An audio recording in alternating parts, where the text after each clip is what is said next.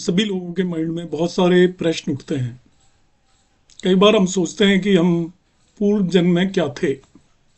बहुत सारी ऐसी घटनाएं हम टीवी पर देखते हैं कि बहुत सारे लोग हमें अपने पिछले जन्म में ले जाते हैं और वहाँ की घटनाओं के बारे में बात करते हैं। वो अब वो जो दिखाते हैं वो सही है या नहीं है उसका मुझे नहीं पता, मगर जो मेरे आज डिस्कशन का टॉपिक है वो है how to decide about our previous जन्म, कि हम पूर्व जन्म में कुछ थे।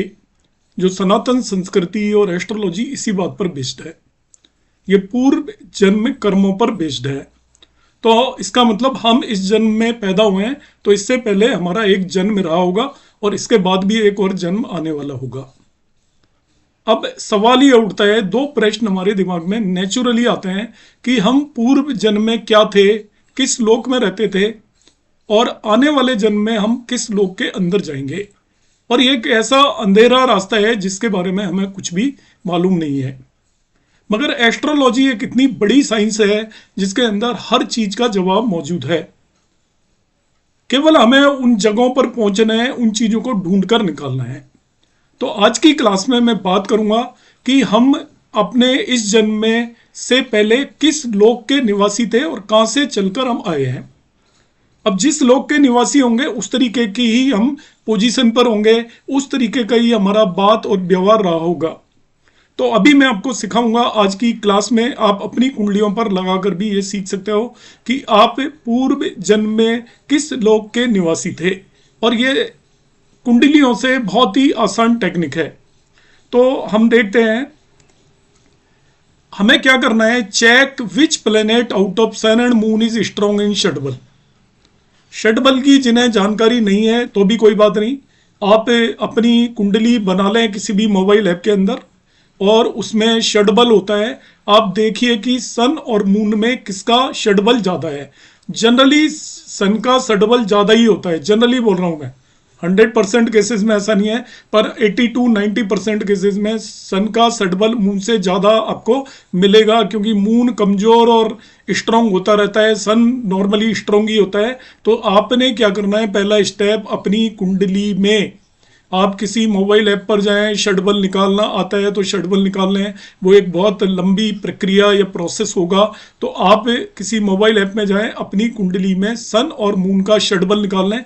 जिसका भी षटबल ज्यादा है वो स्ट्रॉन्ग माना जाएगा, तो स्ट्रॉन्ग प्लेनेट चूज कर लें।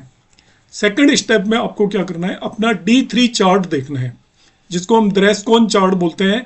वो ग्रहों की एक्चुअली करेज को देखने के लिए काम आता है, छोटे बहन भाई को देखने के काम में आता है। तो आप D3 चार्ट देखें और D3 चार्ट के अंदर आप जाकर देखें कि जो स्ट्रॉन्ग प्लैनेट है सन और मून में से आपकी कुंडली में, वो किस राशि के अंदर गया है। और उसके बेस पे आपका डिसाइड होगा कि आप प्रीवियस जन्म में किस लोक में रहा करते थे और वहां से इस लोक के अंदर आए हैं। तो देखिए क्या तरीका है इसमें। प्लेनेट यदि आपके D3 चार्ट में, मैं मान लेता हूं सपोज सन आपका स्ट्रॉन्ग है, तो सन D3 चार्ट में यदि जुपिटर के साइन में गया है, 9 और 12 साइन के अंदर चला गया है, तो वो पर्सन देव लोक से पृथ्वी लोक के अंदर आया है, डिमोशन हो गया। देवलोक सबसे हाईएस्ट लोक माना जाता है स्वर्ग लोक से पहले। तो देवलोक में आप निवास किया करते थे, मगर आपने कुछ ऐसे कर्म किए कि अब देवलोक से आपको अब पृथ्वी लोक में आना पड़ा है।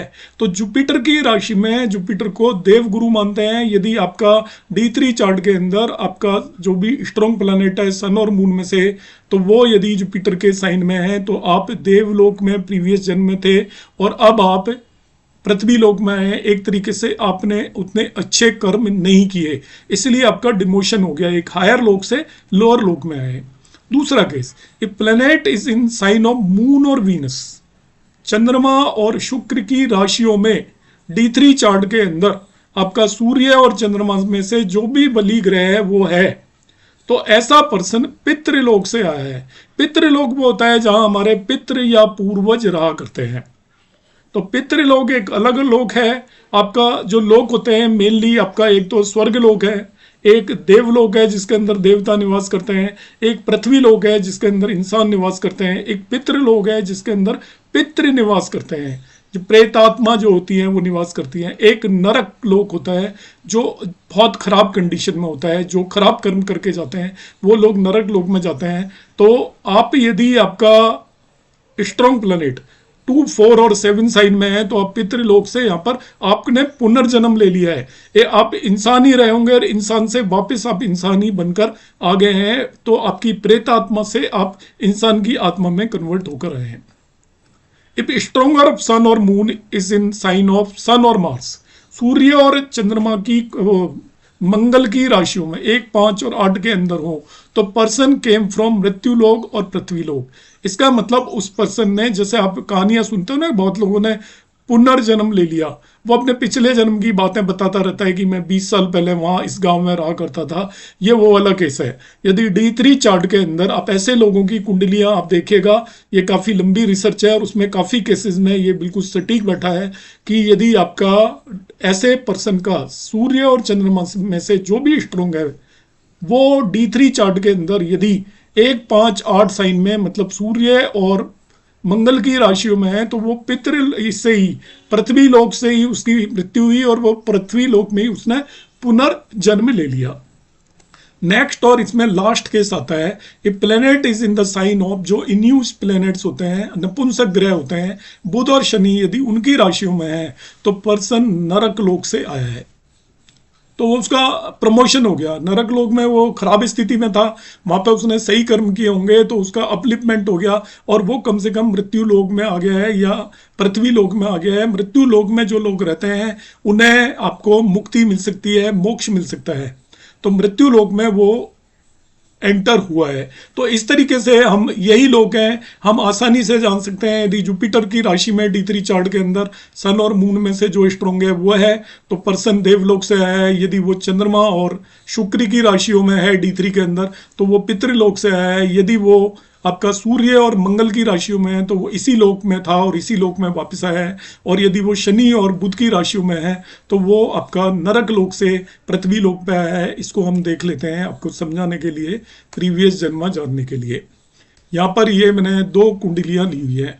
ये इस नेटिव की जन्म कुंडली है और ये इस नेटिव का D3 चार्ट है। मैंने दोनों चार्ट आपके सामने लगाए हुए हैं। अब यहाँ पर आप इसे ध्यान से देखें। जन्म कुंडली में मैंने यहाँ पर इसका षडबल निकाला और इसका सूर्य स्ट्रोंग था चंद्रमा से। षडबल के अंदर इस कुंडली के अंदर सूर्य सबसे ज्यादा स्ट्रोंग था। मैंने मोबाइल ऐप से निकाला, आप भी निकाल सकते हो, सभी ऐप के अंदर दे रखा होता है षडबल। सूर्य ज्यादा स्ट्रोंग था चंद्रमा से, तो सूर्य षडबल में स्ट्रोंग था तो मैं D3 चार्ट में गया।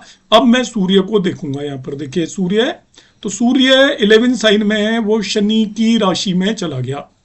शनि की राशि में चला गया तो अभी मैंने आपको क्या समझाया था, देखिए शनि की राशि में है तो वो कहाँ पे होगा, a planet is in the sign of Mercury और Saturn, the person came from नरक लोका। तो ये पर्टिकुलर पर्सन प्रीवियस जन्म में नरक लोक में था और अब वो पृथ्वी लोक में आ गया है।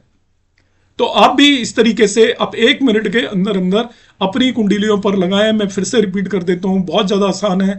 आप चंद्रमा और सन देखें आपके D1 चार्ट में, उन दोनों का षडबल निकाल लें। जो भी बली है, सामान्यतः या नॉर्मली सूर्य ही बली होगा, मगर जो भी बली है वो देखना है, उसको D3 चार्ट में देख लें वो किस राशि के अंदर सूर्य चला गया या चंद्रमा जो भी बली है वो चला गया। सपोज इसका चंद्रमा बली होता तो ये यहाँ पे आता, आपका चंद्रमा बली होता तो 4 साइन में आता, तो चंद्रमा बली होता तो चंद्रमा बली के केस में पितरलोक से आता हो।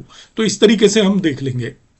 चंद्रमा की राशि में आ रहा है ना चंद्रमा बली, तो चंद्रमा की राशि में यदि आपका चंद्रमा और सूर्य में से जो भी बली है D3 चार्ट में चंद्रमा की या शुक्र की राशि में आता है तो पर्सन पितृलोक से आएगा। इस तरीके से आप अपनी कुंडलियों पर इसको लगाकर अपने पूर्व जन्म के बारे में जान सकते हैं। मैं कमिंग क्लासेस में अगले जन्म में हम कहाँ पर जाएंगे ये भी मैं आपको बताऊंगा और इसको भी देखने के 1 से अधिक तरीके हैं। मैं क्लासिक्स के बेस पर ही आपको एक्सप्लेन कर रहा हूँ। उम्मीद है आपको वीडियो अच्छा लगा होगा। यदि अच्छा लगा हो तो आप लाइक और शेयर भी कर सकते हैं। नमस्कार, धन्यवाद, जय श्री राम।